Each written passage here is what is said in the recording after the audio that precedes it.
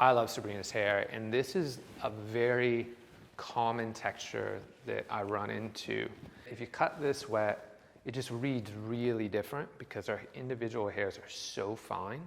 And you get a lot of choppiness, and you can take a lot away from the perimeter of the hair, and you can get a lot of holes really quick. And then what ends up happening is, if she dries this straight, you got to work through the whole haircut to get rid of all those lines, right? Or it's going to be real choppy. I'm just checking her hairline right now, and you can see how much it's wanting to jump up on me a little bit. So I may or may not do bangs. We'll decide afterwards. We'll do that at the end. Because the rest of the haircut's really the bread and butter, because you can always add bangs to this and make it a stronger look. Let's start with my favorite word in haircutting, balance. Everything is about balance for me. If we look at the difference of density front to back, it's pretty significant, right? And this is the challenge that we run into with a lot of clients. I want to work with these differently. If I work with this the same way as I work with this, then I'm going to yield two different results, and we're not going to have balance. Where I hold this is important. I want to hold it right up over the part, but I can hold it more forward if I want a heavier line, right? Less elevation. I can hold it kind of right off the head shape. I can hold it back behind. I could chip and dry cut. I could straight cut this, but that would kind of defeat the purpose of us cutting it dry, because I want it to be really soft and effortless and very seamless. I want to find a spot in the back of this blade. Each scissor is a little different. There's a little sweet spot, but I'm going to work short to long here and just slide up. And I'll do it slow.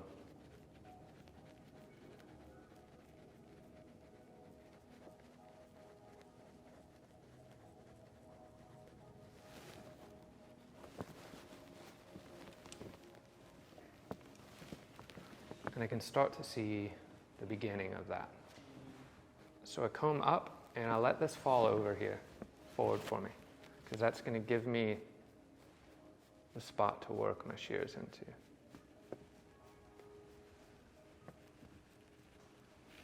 I like that you use the word delicate, because that's what I think of when I'm cutting that. I'm thinking of I'm just being really gentle and delicate with the hair as I work through it. You can always adjust afterwards. So on the weaker side, I always err on over-directing even further. And it may be that this side panel, which happens a lot, especially if they're like flat ironing a lot and they're already weak, that this side panel, it may already be like, you don't even need to pull any of that up. And you can see even on her, because I'm going to take some length off, I'm okay with it. But you can see on her where like above parietal, it marries pretty well. Imagine if you were cutting their bangs, how you would section their bangs, you wouldn't go below that parietal, then you could stay there, and that would help marry that side without taking all that weight out.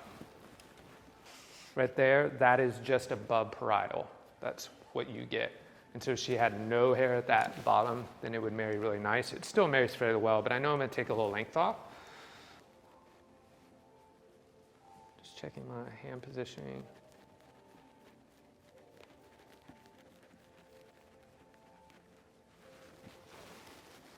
I just comb the hair onto its natural fall and just I'm checking for balance. When you're working where you just don't have a lot of room for air, look every section. It'll save you some heartache down the road.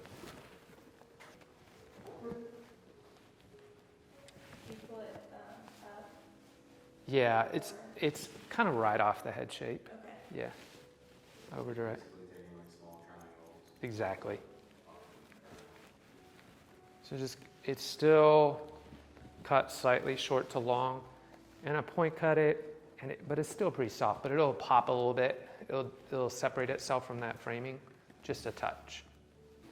This isn't a huge change from what was already there, but going from something that was super delicate to now a little bit of a line, now we create interest around the face. If we do them too shallow, then the rest of the hair closes off the face. So you get these like bangs and then the face is hidden. That's because the bangs aren't wide enough. They need to be opened up.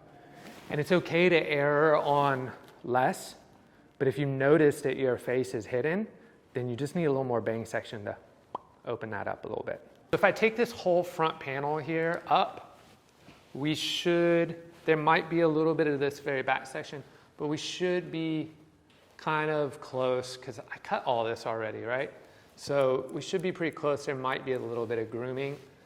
As I work into this next section, this is our first section that now includes, excuse me, the nape of the neck, the back of the head, where we've got a lot more density. So what I'm looking for is consistency here in my density at the perimeter, right? And the reason this panel here kind of matches is, remember here, we did this short to long, right? And we tried to keep as much density at that perimeter as possible.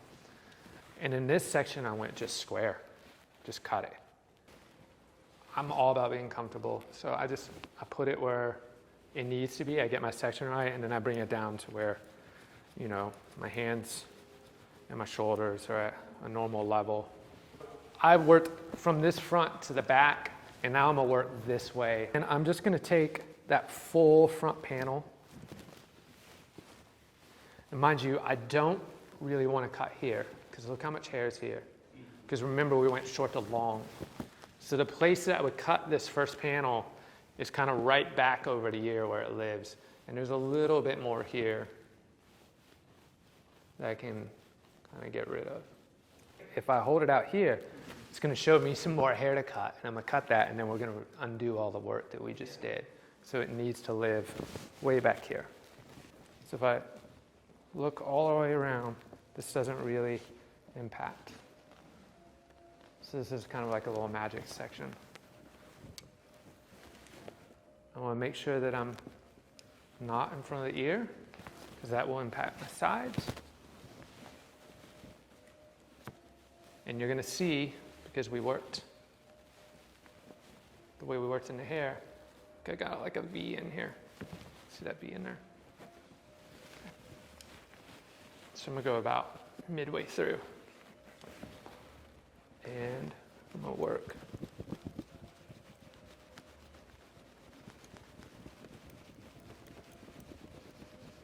all the way down the hair. Really, the art is in managing people, right? Because when I think of an artist, I think of like blank canvas, whatever I want. That's art, right? I don't get to do that here. I have to take in consideration who she is, what she does, right? But that is an art.